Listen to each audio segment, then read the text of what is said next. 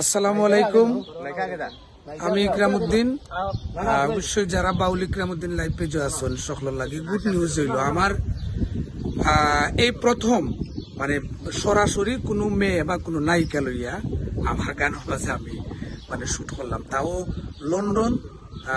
London হইল যেটা হইলো আমি নিজে ক্যামেরা করছি, তারপরে কিটা মানে ডিরেকশন যা কিছু হোক এটা আমার নিজের। তো এটা আমি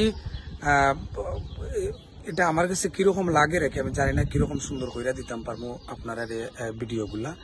তো বিশেষ করে জলিল ভাই, সুমন ভাই, সাগর, ফারহান এবং আমরার কমলা সুন্দরী Alia Begum.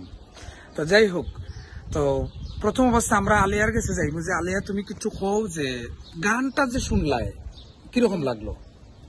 Music is nice, sir. Okay.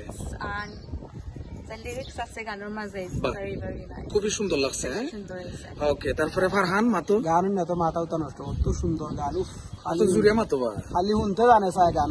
পয়লা তো তুই পয়লা যেদিন আমি তোরে শুনাইছিলাম এদিন তো তুই মানে আমি বেমারের মাঝে তোমার গান অ্যাক্টিং করা পাইছি, এগুলো বুঝিলাম। আর কিতা কইতাম ওকে, আমরা গুটকি সাগর খাও কিছু মাই কিতা কথা আমি আচ্ছা রে আচ্ছা আচ্ছা তা না তারা কইতে দে আচ্ছা কইতে ধরো আমি আচ্ছা বেজারস না আমি কইতাম না ভাই, আমি আপনার গান শুনিয়া বুঝছি আপনার যখন উনি ইকরাম ভাই গান মিউজিক ভিডিও আমার তো দাওয়াত না দিলা। আচ্ছা বুঝছি, ও কইছে সুন্দর একটা কথা, একটা আততালি দেও, কইছে দাওয়াত না দিলেও আই হাসানি তোমরা বুঝো তুই কালকে কইলে বিলে তুই পয়সা যারা আস না পয়সা লইছ তারে আবার পয়সা দেনি তো ভালোবাসা ইকরাম ভাই, ইকরাম ভাই, তুমি তো হালির বা নায়ক হলের গান না, আমি তোমার কাছে কালকে রিকোয়েস্ট করি গান শুনছি, আমি কইছিলাম নি তোমার এই গান সকল গানটাকে সুন্দর। সুমন ভাই মানে আমি হাসা কথা দেখান, হাসা কথা দেখান। গতকালকে জলিল ভাই, গতকালকে যখন আমার সুমন ভাই কইলে যে গান কোনটা, তো আমি মানে ব্লুটুথ দিয়া যখন আমি প্লে করলাম মানে কইছেন যে এটা 100% শিওর যে আমরা এটা মানে ক্যামেরা লইয়া গেলে হইতো নাই, রাস্তা দেও মানুষ যাক দিল।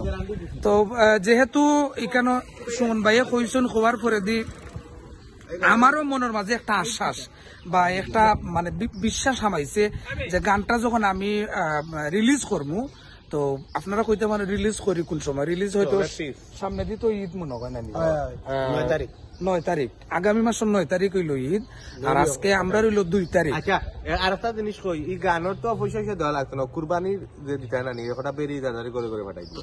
মাশাআল্লাহ, আল্লাহ কবুল করুন। আলে আর একটা লাগবো আমার ওয়ানের হাফারানোর ওয়ান। ওকে, আমার যতটুকু স্মরণে আয় যে আমি যখন আমার পয়লা মিউজিক ভিডিও হয় ঢাকাত 2002 সালে, এটা হইছে মানে মোবাইল।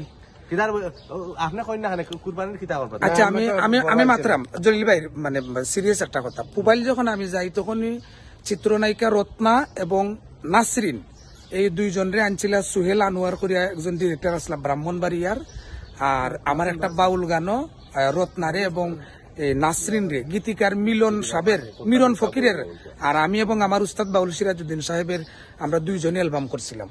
তো ও সময় নায়িকা ব্যবহার করছিলাম গানের মাঝে, আর আজকে সেকেন্ড হইল, তবে আমি ফার্স্ট। আমি মানে কোন সময় মানে নায়িকা বলতে লাগে অভিনয় করছি না, আমি এটা ইজি। যাই হোক, সকলে অবশ্যই দেখবা। বাবা লাস্ট কিছু কইলাই আপনার জলিল ভাই, সরি নায়ক যে তারে না আসসালামু আলাইকুম ভাই সকল। একরাম ভাই আজকে যে গানটা এই গানটা সত্যিকার অর্থে খুবই সুন্দর একটা গান, আর তাই প্রথম আজকে ধরে আর্টিস্ট আইনা তাই অ্যাক্টিং করাইছে। সবে গানটা দেখবা, গানটা শুনবা, ইনশাআল্লাহ আমরা চেষ্টা করব ঈদও মুক্তি দেবার লাগে। কারণ হচ্ছে গানটা ঈদের গান, জাকজমক গান।